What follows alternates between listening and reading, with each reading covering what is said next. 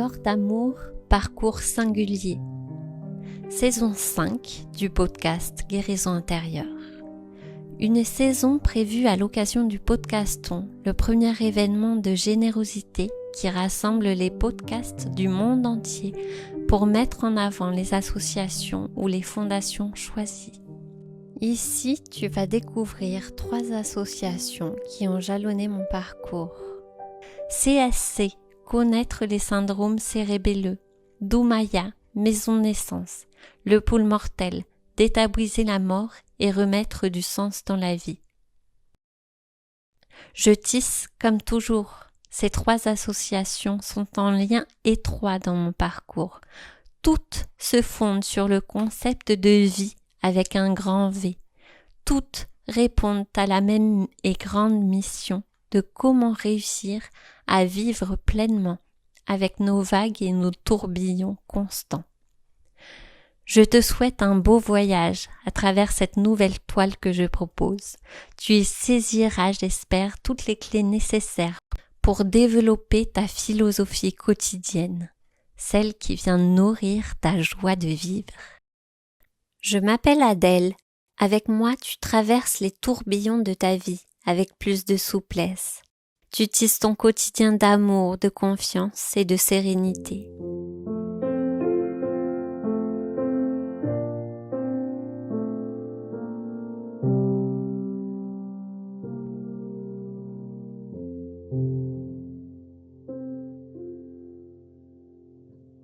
Épisode 5. Bien-être à Doumaya ou ailleurs. Bonjour Juliette, merci d'être avec moi aujourd'hui pour ce nouvel épisode du Podcaston. Tu fais partie de Doumaya, une association qui s'occupe de l'accouchement en maison de naissance. Est-ce que tu peux nous en dire un peu plus sur la maison de naissance et nous dire aussi comment tu es arrivée à travailler à Doumaya? Bonjour Adèle, merci de m'inviter. Je peux expliquer un peu ce qu'est la maison de naissance. Donc la maison de naissance, c'est une maison qui est placée à côté de la maternité, en tous les cas à Castres, et dans laquelle on peut accoucher de manière naturelle, physiologique comme à la maison, mais par contre on doit se déplacer pour venir à la maison de naissance. Dans la maison de naissance, il y a 2 chambres avec lit double, avec une baignoire, avec des toilettes, avec un moyen de suspension, on peut utiliser des ballons, il y a une ambiance avec des lumières qui sont très tamisées, très douces. Si on veut mettre de la musique, on peut mettre la musique qui nous plaît. Dans la maison de naissance aussi, il y a une cuisine où on peut cuisiner des bons petits plats pour après la naissance, qui nous permettent aussi d'échanger. Quand les gens viennent en consultation, qu'ils ont un peu de temps entre les consultations, ils peuvent aussi aller se préparer une tisane. Voilà, c'est un espace de vie, la maison de naissance. Merci beaucoup. Oui, c'est vrai que c'est assez complet, c'est un espace de vie. Moi, ça m'a vraiment fait penser comme un gîte. Oui, c'est exactement ça en fait. C'est vraiment un espace qui a été créé pour se sentir bien, pour se sentir chez soi. On a la chance en plus d'avoir dans notre équipe une sage-femme qui est artiste. Donc c'est elle qui a aidé à choisir les couleurs de la maison de naissance. Quand on rentre dans le hall d'entrée, il y a un canapé sur lequel on peut se poser. Il y a un grand arbre avec plein de feuilles où il y a les prénoms des bébés qui sont nés à la maison de naissance. C'est vraiment un espace de vie qui est agréable et chaleureux. Et du coup, toi, comment t'en es venue à exercer en maison de naissance? Alors, c'est un long parcours parce que moi, je suis une sage-femme qui était diplômée en 2001. Donc, ça fait 25 ans cette année. Et j'ai toujours été quand même attirée par la physiologie. L'accouchement à la maison, c'est quelque chose qui me parlait beaucoup. J'ai eu la chance de faire un stage à Toulouse d'ailleurs. Moi qui étais étudiante de Lille, j'étais venue à Toulouse pour faire un stage avec une sage-femme qui accompagnait des naissances à domicile. C'était mon tout dernier stage de mes études. Et déjà, j'ai trouvé que les consultations, c'était vraiment une autre ambiance et un espace de parole qui était donné aux couples et aux patientes. Et après, j'ai eu la chance d'assister à une naissance à domicile. C'était comme si je revoyais une naissance pour la première fois, alors que ça faisait 4 ans que je faisais des études, quoi. Et je me souviens qu'après, j'avais appelé mon chéri de l'époque, qui est toujours mon chéri actuel, et je lui avais dit, mais c'est ça que je veux faire, en fait. C'est ça que je veux vivre aussi, moi, en tant que maman. Et donc voilà, ça a été un peu une renaissance, une redécouverte du métier de sage-femme, ces 15 jours de stage. Et donc, c'est quelque chose voilà, qui m'a toujours portée. Mon mémoire, pareil, parlait du postpartum à domicile, ce qui n'existait pas, ou c'était très très rare il y a 25 ans. Et en relisant il y a quelques années, en feuilletant mon mémoire, les derniers mots de mon mémoire, c'est maison de naissance. Ah, c'est marrant, ça fait le lien Et ouais, direct. complètement. Et en fait, j'ai rencontré, quand je travaillais à Mayotte, une des sages-femmes de la maison de naissance, Julie. On a travaillé ensemble. Et après, elle est venue sur Castres et elle a monté ce projet de maison de naissance. On était toujours restés en lien. On avait aimé travailler ensemble à Mayotte. Et c'était peut-être quelque chose qu'on avait dans un coin de notre tête. Et l'opportunité s'est faite que je puisse venir. Et je remercie vraiment les collègues de la région d'avoir monté ce projet parce c'était quand même un travail, c'était une expérimentation. Du coup, c'était un travail qui a été extrêmement long, complexe, tant d'un point de vue charge mentale, juridique. Enfin, elles sont vraiment sorties de leur champ de compétences pour pouvoir créer cette maison de naissance. Ça leur a pas été servi sur un plateau. Ça a vraiment été un travail. Et moi, j'ai eu la chance d'intégrer le projet et de participer au projet et d'être toujours très active et militante dans le projet parce que pas juste travailler en maison de naissance. C'est un peu plus grand que Castres, la maison de naissance. Donc voilà, et moi je suis là depuis 2018. Je suis très heureuse en fait de ce que je fais. Je m'épanouis complètement dans mon travail. C'est vrai que avoir la chance d'accompagner des couples qui ont ce projet d'accouchement, même si le projet va pas jusqu'au bout à la maison de naissance, de pouvoir les aider à trouver les clés, les ressources en eux pour que ça se passe bien, quel que soit l'endroit où ils sont, les aider à trouver la confiance en eux. Et puis après, bon, j'avoue quand même que voir des naissances, ça reste un peu la cerise sur le gâteau. Et c'est un moment vraiment très intime dans lequel on est invité, qui restera, enfin, pour l'instant, pour moi, c'est toujours extraordinaire de voir une naissance. Bah oui, merci pour ton témoignage, c'est super touchant. Et je peux témoigner directement moi-même parce que c'est toi qui étais là à mon deuxième accouchement. Donc oui, je te remercie en direct parce que c'est des moments très intimes et il faut pouvoir les partager avec une personne en qui on a toute confiance. Et c'est assez magique que des sages-femmes comme toi, comme d'autres qui sont formées, même des sages-femmes qui sont pas forcément maison de naissance, puissent accompagner en fait cette confiance. Et ça, c'est un point que j'avais vraiment envie de préciser parce que j'ai plusieurs personnes autour de moi, bon, des femmes, qui me parlaient d'accouchement et dont une qui m'a dit mais si c'était à refaire, je j'accoucherais à l'hôpital, je prendrais une péridurale, mais dans tous les cas, je me préparerais à accoucher. Parce que dans tous les cas, l'important c'est d'être en confiance, comme tu le dis, et de se préparer à l'accouchement en fait. La maison de naissance, c'est pas une fin en soi, mais par contre toute la préparation et la confiance à l'accouchement, ça me semble être la clé quand même de la meilleure mise en place possible qu'on puisse faire. Tout à fait. Il y a même des couples qui pourront plus accoucher à la maison de naissance parce que l'accouchement s'est pas déroulé de façon. Enfin, ils ont pu avoir une césarienne. Et donc, quand c'est comme ça, on ne peut plus accoucher à la maison de naissance. L'utérus cicatriciel, c'est un élément qui fait qu'on n'a pas le droit d'accoucher en maison de naissance en France et qui souhaite quand même, qui nous demande en fait pour un suivi prochain, est-ce que ça sera possible en fait d'avoir le même suivi, de participer même aux préparations de groupe. Voilà, et oui, ça c'est quelque chose qu'on continuera d'offrir.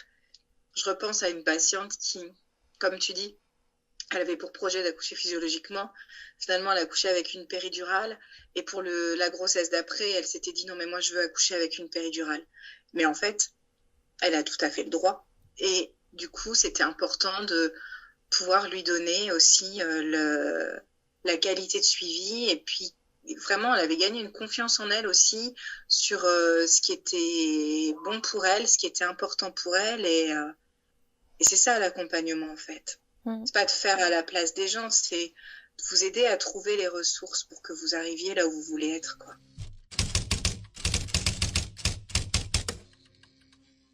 Avant de passer à la fin, est-ce que tu pourrais nous parler un petit peu de cette différence entre douleur et souffrance? Parce que c'est souvent ce qui revient quand on parle d'accouchement. C'est oh là là, mais t'es folle, parce que ça fait souffrir tout ça. Et voilà. Je trouve ça intéressant d'entendre le point de vue d'une sage-femme sur cette distinction. Alors c'est marrant parce que j'avais fait une interview pour Carnet de campagne justement l'année dernière et c'est une question qui était posée aussi et c'est une question qui revient souvent en fait. Pourquoi on va accoucher sans péridurale? Et en fait, un comparatif qu'on fait assez régulièrement, c'est mais pourquoi des personnes vont aller courir un marathon? Pourquoi on va courir 42 km alors qu'on peut les faire en vélo ou en voiture? Et en fait, c'est vrai que la femme qui va aller accoucher sans péridurale, peut-être on va émettre un jugement qui n'a pas lieu d'être parce que chacun choisit le chemin qu'elle a envie d'emprunter. Et c'est quelque chose, oui, de douloureux, mais aussi d'extrêmement intense d'accoucher sans péridurale. Et en fait, il y a ce phénomène de douleur, mais il y a vraiment de la douleur qu'on peut accepter. Par contre, la souffrance, c'est la douleur qu'on n'arrive plus à accepter. Donc une personne qui voulait accoucher avec une péridurale, qui s'attendait à ne pas avoir mal du tout, bah, elle a quand même des heures de contraction avant de pouvoir bénéficier de sa péridurale. Et du coup, peut-être pour elle, ça va être une souffrance parce qu'elle s'attendait à ne pas avoir de douleur. Donc même si elle a une douleur qui est pas si forte que ça, bah, elle va mal le vivre en fait. Que voilà, quelqu'un qui se prépare à avoir mal, qui sait que bah, elle va devoir passer par là, bah, ça sera peut-être pas une souffrance. Je ne sais pas si Merci. c'est clair. Oui, si, c'est très très clair. Et pour moi, c'était important de le repréciser en tout cas.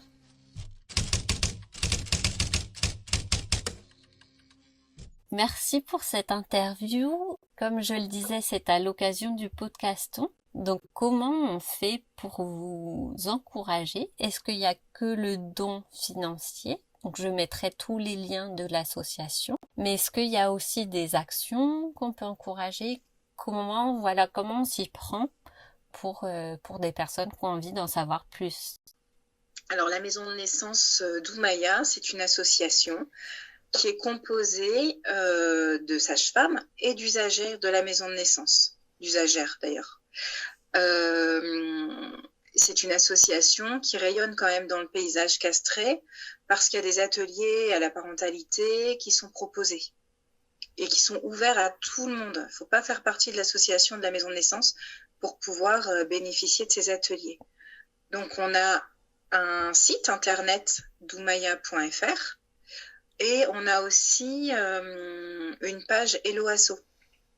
Donc en recherchant sur Hello Asso et maison de naissance d'Oumaya, on peut avoir accès aux différents ateliers. On peut effectivement un soutien financier quand même important aussi pour faire rayonner la maison de naissance.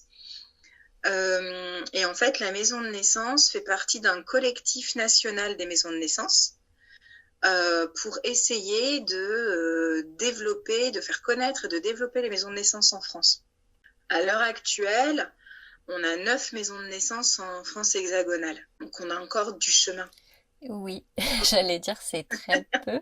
Moi, j'étais restée sur 13, mais 13 parce que je comptais les dom-toms, c'est ça? Exactement. En fait, il y en a 9 en France hexagonale et il y en a 2 dans les Dom-Tom et une à Tahiti. D'accord. Oui, donc c'est pas beaucoup. Donc effectivement, au niveau du soutien financier, je pense que ça peut jouer beaucoup aussi la faveur du développement. Oui, complètement. Par exemple, au collectif national, on a besoin de soutien financier et aussi d'adhérents. Et le collectif national a été reconnu d'intérêt public. Donc du coup, il y a une réduction d'impôt quand on adhère au collectif national des maisons de naissance. Accoucher en maison de naissance, ça représente un investissement important de notre part, les sages-femmes. Il faut savoir que les consultations sont rémunérées à 26,50 € brut et nous, on prend 1 heure de notre temps, on accorde 1 heure de temps pour les consultations. On va donner aussi beaucoup de temps et de disponibilité via les messageries, via les mails. Et donc, ce temps a été valorisé à la maison de naissance d'Oumaya. Il y a une participation des familles qui est de l'ordre de 300 €. Et en fait, pour nous, c'était vraiment important que tout le monde puisse accoucher à la maison de naissance. Toutes les personnes qui rentrent dans les critères des maisons de naissance puissent accoucher à la maison de naissance. Et donc, du coup, on a mis en place une caisse de solidarité. Donc, pour les personnes qui ne sont pas en mesure de payer ces 300 €, qui peuvent donner 50, 100, voilà, il y a une caisse de solidarité et qui doit être alimentée aussi par des dons pour que tout le monde puisse continuer à pouvoir venir accoucher à la maison de naissance et que nous, les sages-femmes, on continue aussi à être bien rémunérés pour le travail qu'on fait. D'accord. Ben, merci beaucoup Juliette pour toutes tes précisions, pour le temps que tu m'as accordé. Est-ce que tu as envie de préciser une dernière chose ou pas? J'ai appris aujourd'hui que l'intelligence artificielle menée à Castres à la maison de naissance quand on faisait une recherche sur l'accouchement physiologique. Et j'ai trouvé ça hyper chouette parce que c'est très difficile encore à l'heure actuelle de trouver les maisons de naissance. C'est pas si évident que ça. Et je me suis dit, bah waouh, l'intelligence artificielle, elle le fait. Il y a quand même une chose positive aussi dans cette intelligence artificielle. Et du coup, voilà. Donc, effectivement, de faire ce que tu fais, de faire parler des maisons de naissance, ça offre à tout le monde l'opportunité au moins de découvrir ce que c'est. Même si on veut pas y accoucher, même si c'est pas ce qu'on souhaite, mais qu'on sait qu'on a une copine à qui ça conviendrait bien, bah, c'est tellement important. Ça doit faire partie de l'offre de soins, en tous les cas en France. Donc merci d'en parler. Bah, merci à toi. Merci et bonne journée. Bonne journée.